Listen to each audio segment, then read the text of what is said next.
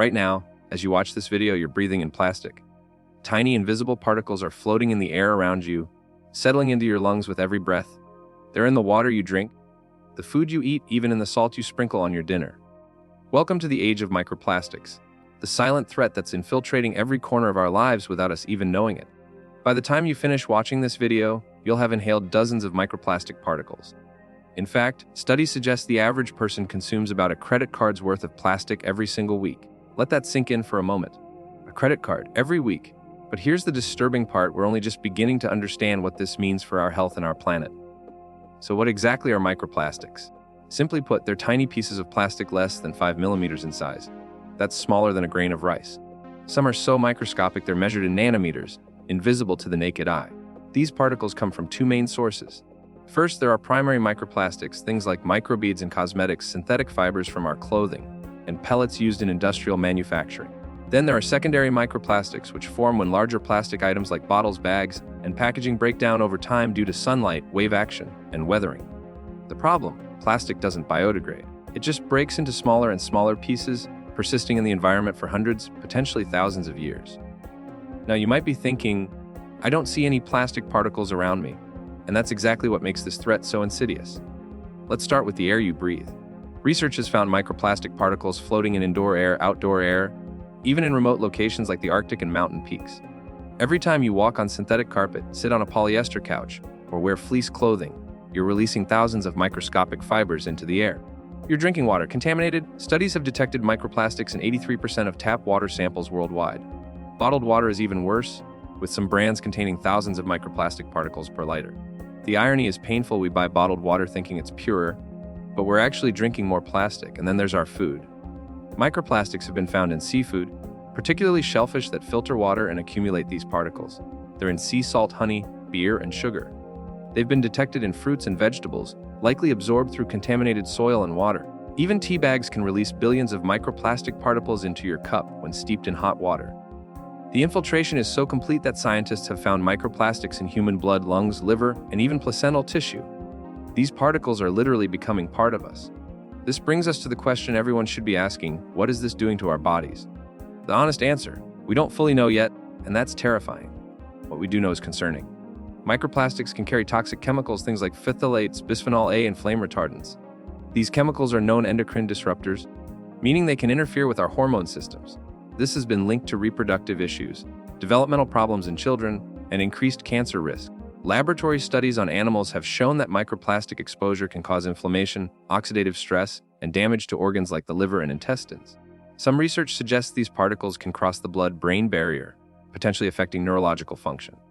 In humans, emerging research has associated microplastic exposure with inflammatory bowel disease, changes in gut microbiome composition, and cardiovascular problems.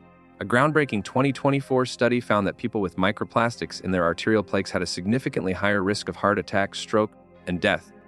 But here's what keeps scientists up at night: we're conducting a massive, uncontrolled experiment on ourselves.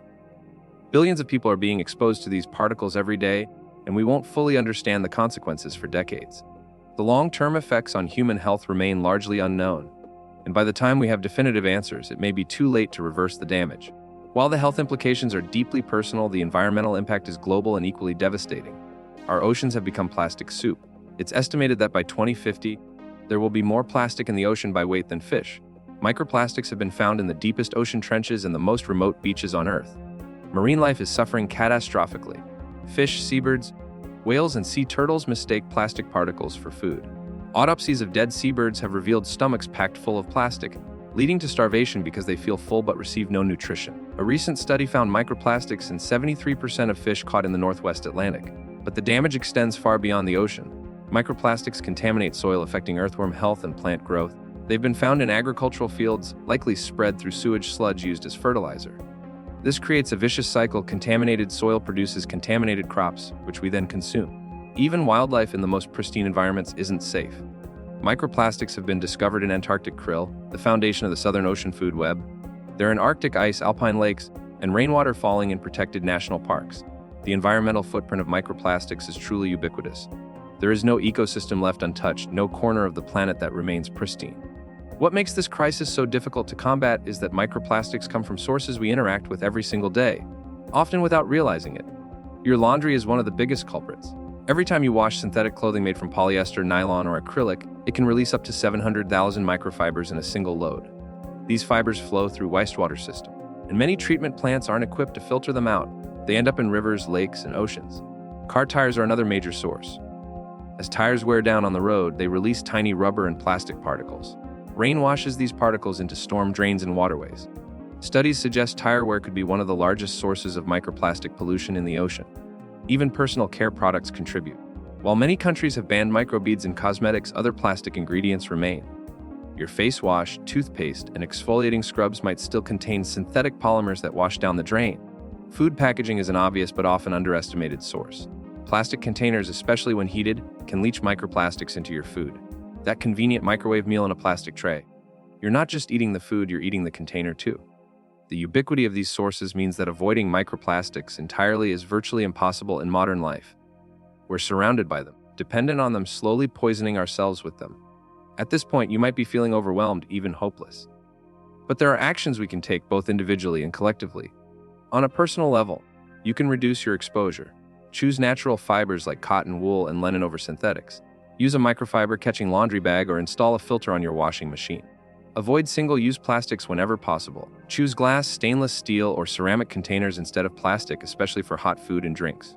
Filter your drinking water with systems proven to remove microplastics. But individual action alone won't solve this crisis. We need systemic change. Governments must regulate plastic production and hold manufacturers accountable. We need better waste management infrastructure and wastewater treatment facilities capable of filtering microplastics. Extended producer responsibility laws should require companies to design products with their full life cycle in mind, including end-of-life disposal. Innovation is crucial. Scientists are developing biodegradable alternatives to traditional plastics, though we must ensure these don't create new problems. Research into effective cleanup technologies needs funding and support. Perhaps most importantly, we need to fundamentally rethink our relationship with plastic. For decades, we've treated it as a miracle material, cheap, versatile, and disposable. We must shift to a circular economy model where materials are reused, recycled, and kept in circulation rather than discarded. Education and awareness are powerful tools.